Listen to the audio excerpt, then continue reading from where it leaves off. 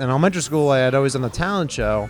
And when I was in first and second grade, I did magic. I had a similar experience. I made a prank phone call on a girl that I had a crush on. Mike Ellison said something to me. I credit him. I tell the story to a bunch of different comics all over the island. But in that January 2025, he said that in the year 2024, he got on stage 229 times. Wow. Welcome to episode 2 of Origin Stories with Rich Bruckner. This is the podcast where every other week we put out a new episode and we learn more about stand-up comics. I have some of the funniest stand-up comics from Long Island and New York City coming to tell us how they became who they are today.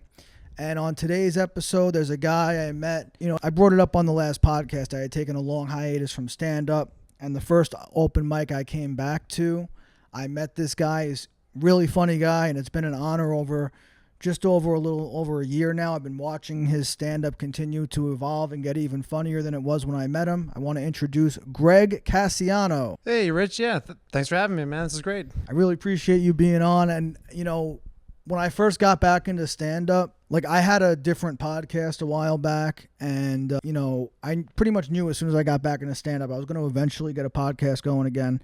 I thought of you right away. I think your stand-up's really funny. It's a lot different than what I do, but I think that's what's great about stand-up because, when people ask me, who my favorite stand-ups are, they're usually, for the most part, a lot different from the type of stand-up that I do. And I don't know why that is, but sometimes I find people that are a lot more different from me really funny. Yeah, here it's almost like you have a different appreciation because maybe you can't do it the way that guy does it, but he's still successful in his style. Yeah, I do think that there's a completely different style of joke writing that goes into it. There's other guys too, like Mitch Hedberg, for example. Not too many people tell jokes like he does, but it's just it's so out there, it's so different. I don't know who I would compare your stand-up to, but it's just so completely different than mine, and I just always thought it was really funny.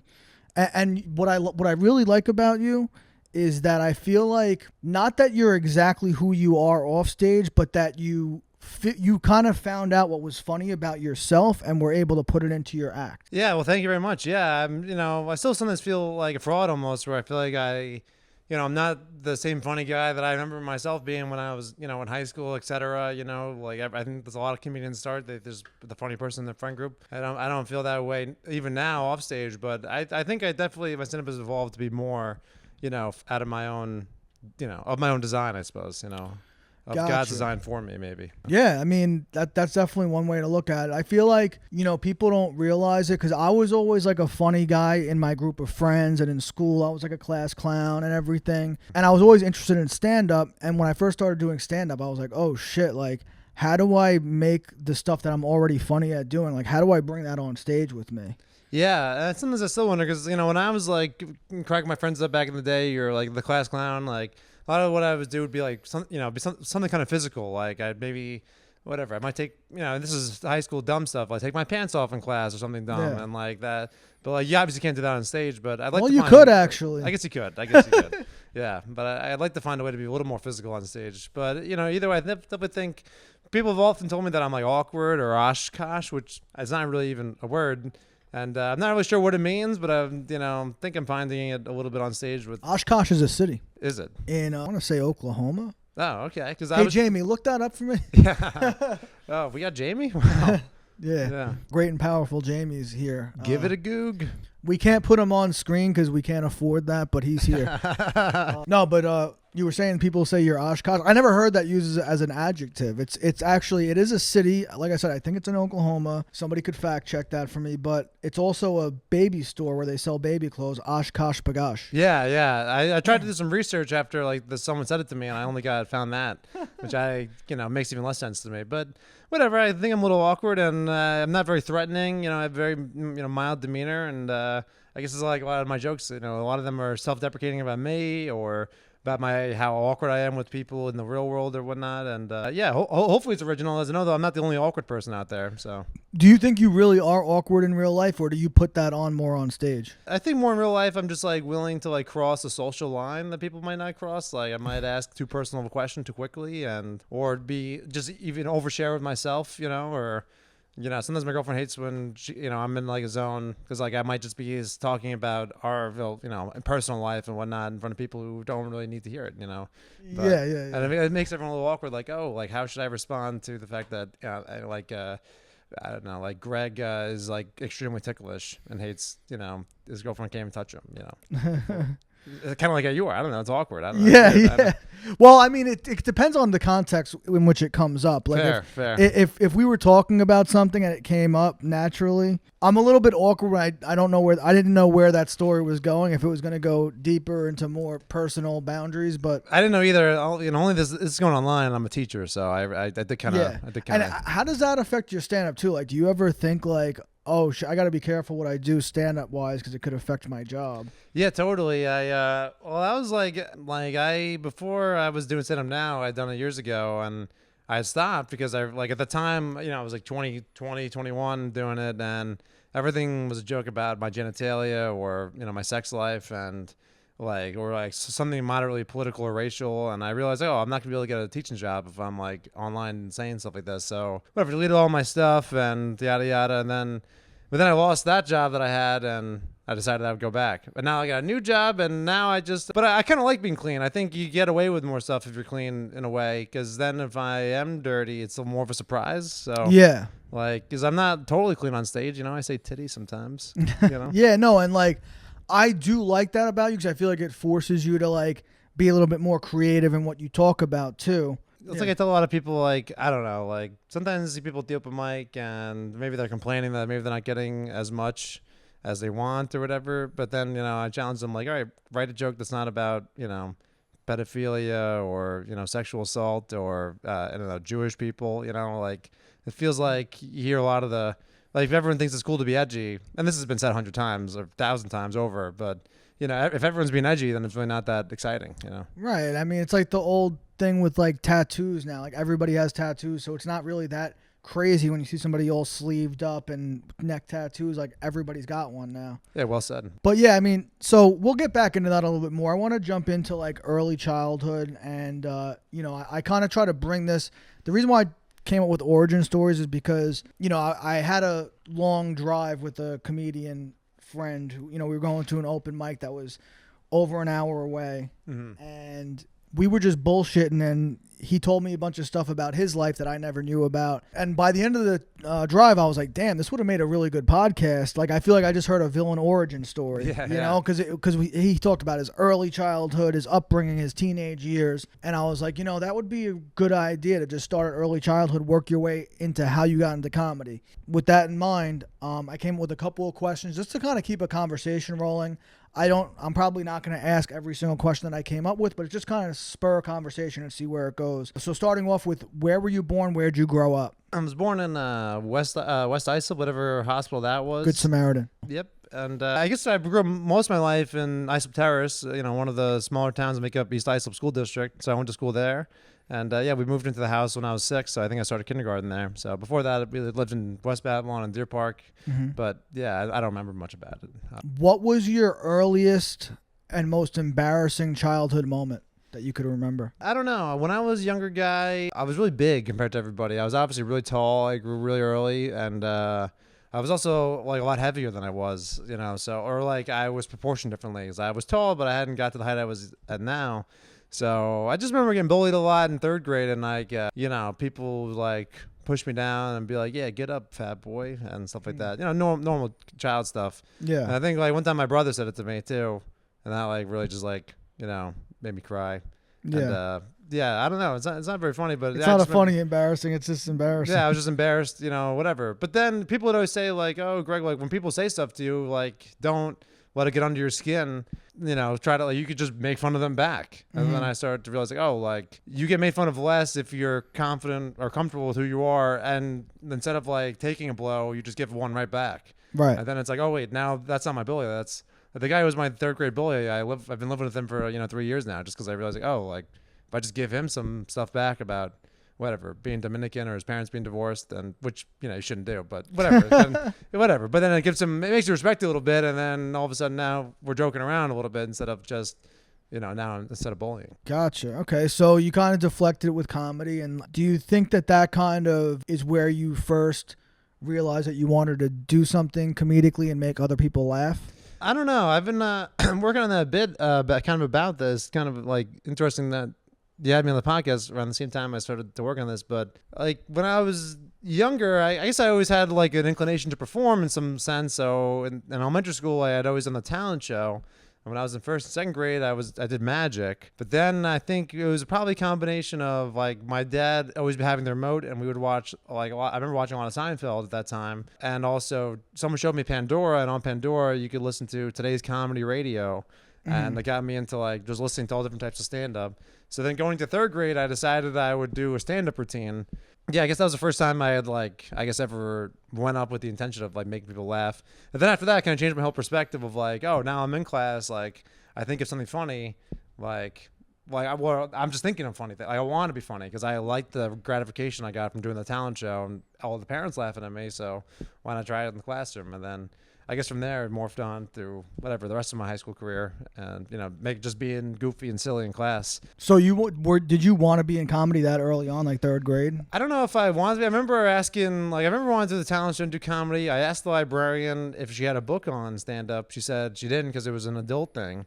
But my dad had gave me the pass on it, and he didn't want me to go up there and do jokes out of a joke book like everyone has growing up. So he would write out an act for me. And it would consist of like Stephen Wright jokes and other kind of internet dad jokes. And then he had written a few things himself that he thought it'd be funny if I said. Things about oh, it's hard to be a 12-year-old. You got to pick what cereal you want. And then, you go to the liquor store and you got to pick which whiskey you want. But then the guy behind the counter, he doesn't believe that you're 21 years old. He does, he's not buying your fake. And neither did the cop when you're driving home either. I don't know. This is all these things that, minorly inappropriate that the school ended up not letting me say. But I guess I didn't really, I did it in elementary school. I thought it was cool. And I always thought I would go back to it, but I wasn't sure when. But then when I was 16, that's when I opened up a Word document and I started just writing down different premises that I had. Okay. And that was the time where I was thinking all right, I'm definitely going to do stand up at a point in time in my life. I'm just not sure when, but I'm going to start writing. Yeah. All right. So now we're kind of preteen, teenage years. What was your first attempt at trying to look or act cool? I remember in middle school, I wanted to make people laugh, but I realized that if you try too much, then it lowers the value of each time you try. If you just you become the annoying person instead of being the funny person. So then I started to try to not speak out so much. I remember halfway through sixth grade, I got in trouble a few times. I gotta relax. I gotta try to be more selective. And I think just thinking, I guess in the sense I wanted to look cool. I didn't want to be an annoying kid. I wanted other people in the class to think I was funny. Is I figured, if everyone thinks I'm funny, then I'll be cool, or they'll want to hang out with me. Right. So let me try to shut it down a little bit, and then come through only in particular moments.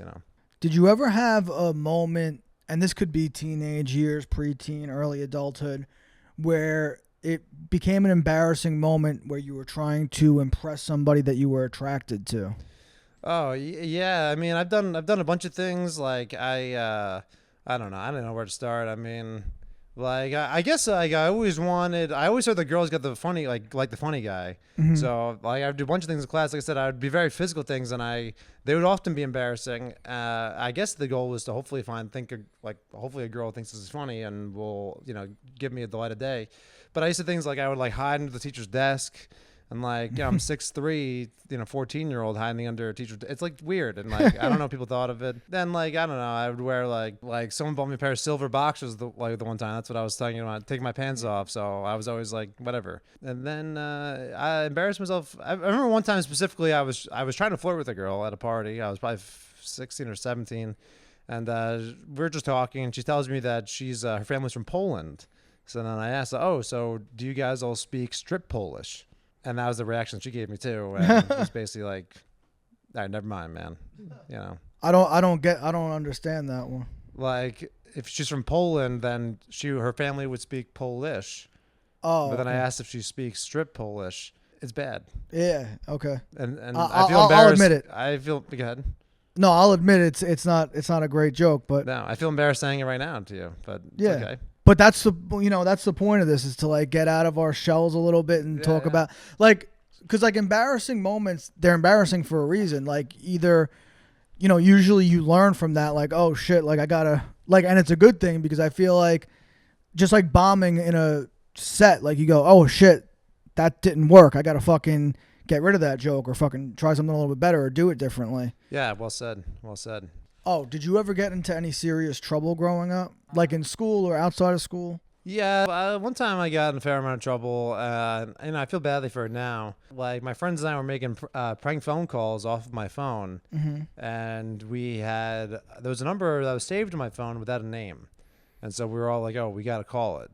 And in my head, I thought it was one of my classmates' numbers, like one of our classmates' numbers. Because it was the whole thing. She had asked me out, and I wasn't into her, and I might have taken her number down but not saved her name.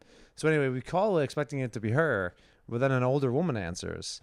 So then one of my friends like comes in with like, oh, hey, we're looking for Jasmine. I'll make up a name. We're looking for Jasmine because like Jasmine told us she was going to come over and make out with all of us.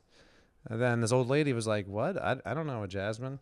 And we're like, yeah, no, Jasmine said she was going to come here and make out with me. Like, where the heck is Jasmine? We all start yelling and accosting this old lady, thinking it's funny, and it's not.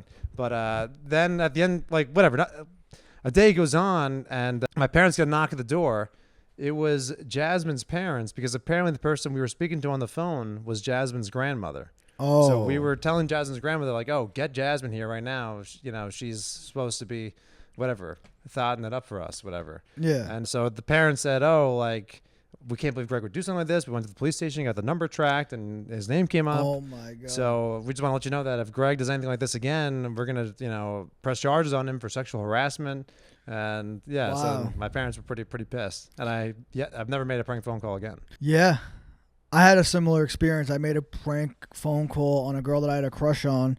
And, like, me and my friends would always like block the number so it'd be private, and we prank called her house like not a lot of times but like a few different times. And then like one time I accidentally didn't block the number, and her father like called right back and was like, I know who you are, and I was like, oh shit, man. Yeah. But like luckily he didn't tell my parents. Honestly, like my whole thing with getting in trouble was like I just didn't want my parents to find out. Like if I got in trouble in school and they made me like go to like lunch detention or detention after school, I didn't care as long as my parents didn't find out, honestly. Well said. Yeah, I didn't get in much trouble in school. I think because like I think in like middle school I was starting to realize like, oh, if I just keep being like just a jerk in class, like I'm gonna get in trouble. But if I'm more selective when I'm gonna try to be funny and have an outburst, then I'll keep myself out of trouble. So do you remember your first time doing stand up? Yeah. Besides a talent show, like an actual like open mic or show?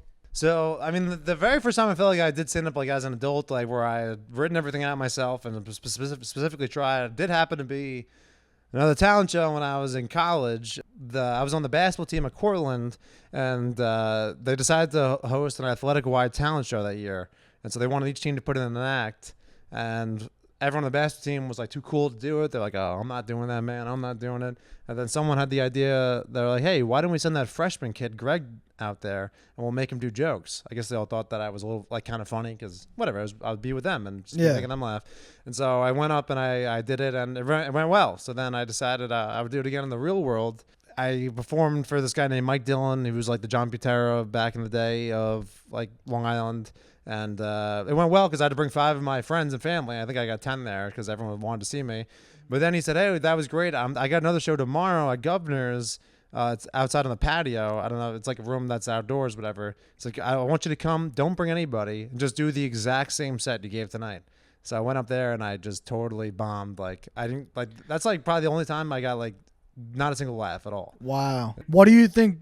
Did you do something different, or you think it was just a different crowd? I think that maybe like when you have your friends, like when people saw me in college, it was like, oh, like they didn't think I was going to be funny. They were ready to laugh because I thought I was being bad. But then, I don't know, I guess they still gave me a little bit more, leeway in terms of like how good the jokes are. And then, then when my parents came and my family came, then they were just excited to see me and again, give me some more leeway.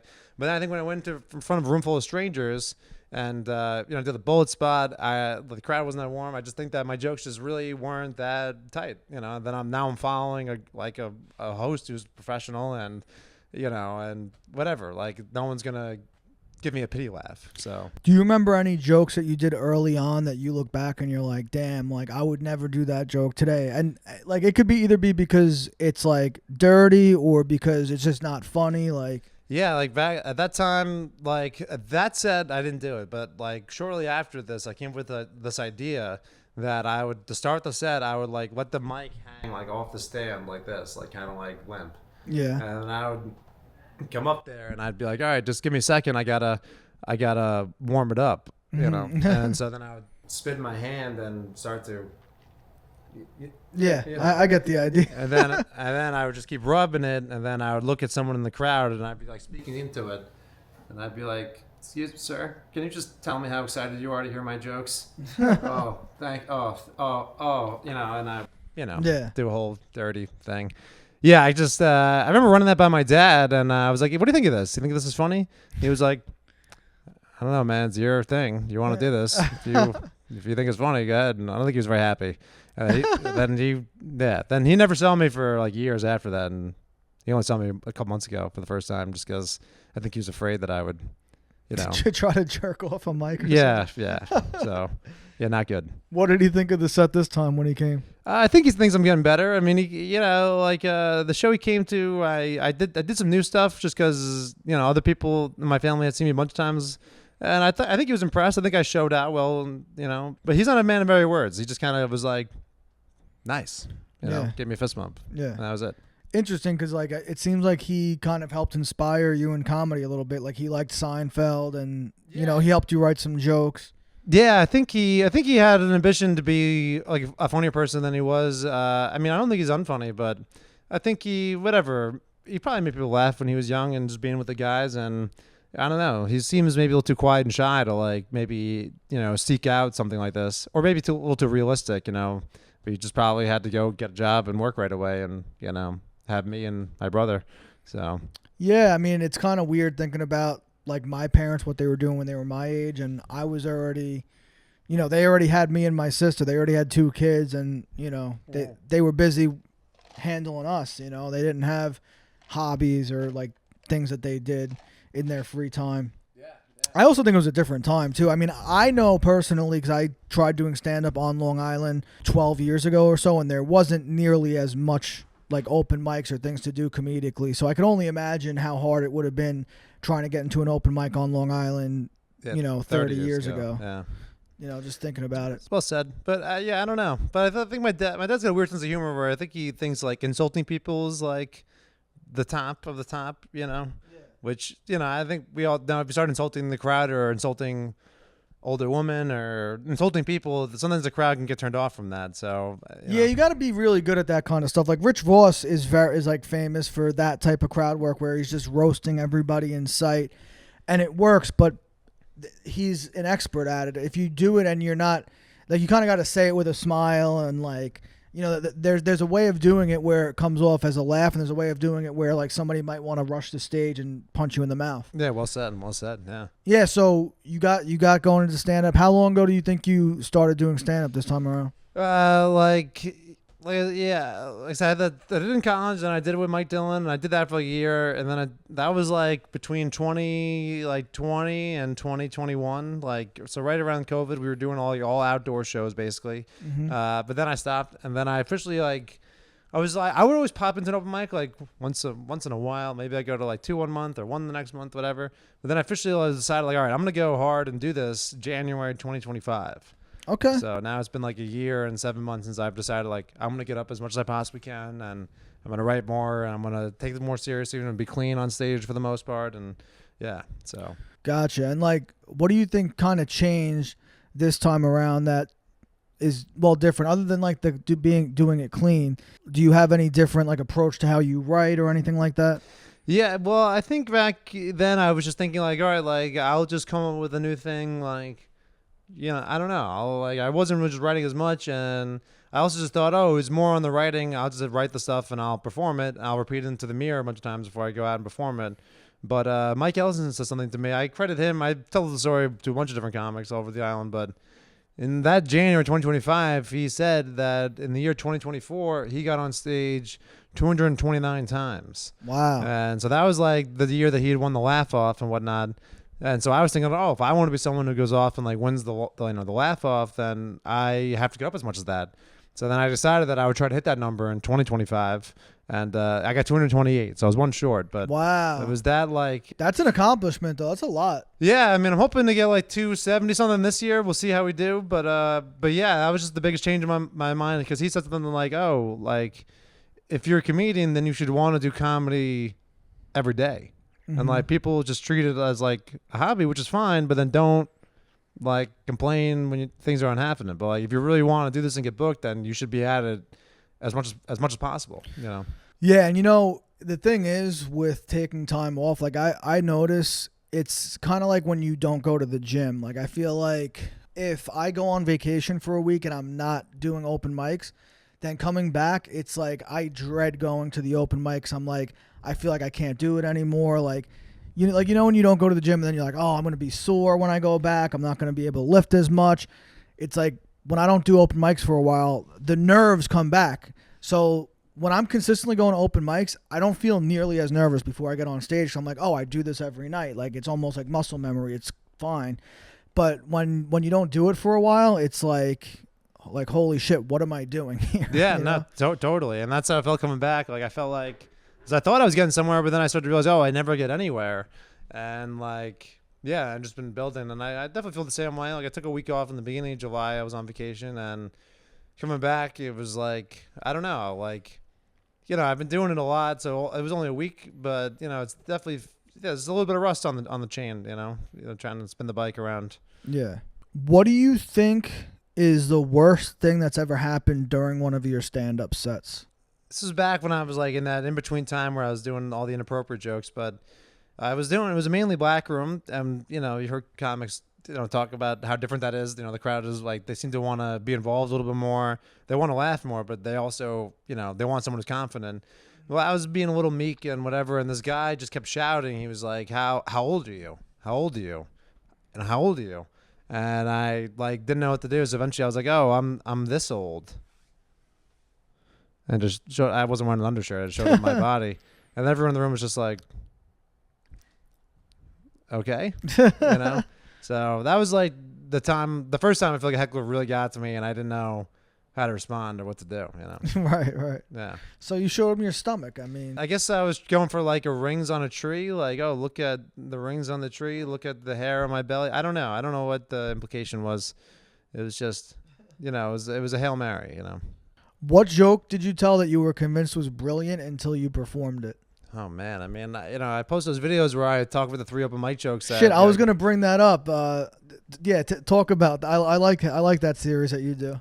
Yeah, so I did a series on Instagram, 3 open mic jokes or 3 jokes that didn't get past the open mic, and yeah, a lot of they're all like kind of one-liner jokes. Like I always have the longer things, but you know, some of those jokes I really thought like were kind of genius, but they seem to not do as well, you know, my act, whether it's because they don't fit that well or they're just not as great as I think they are.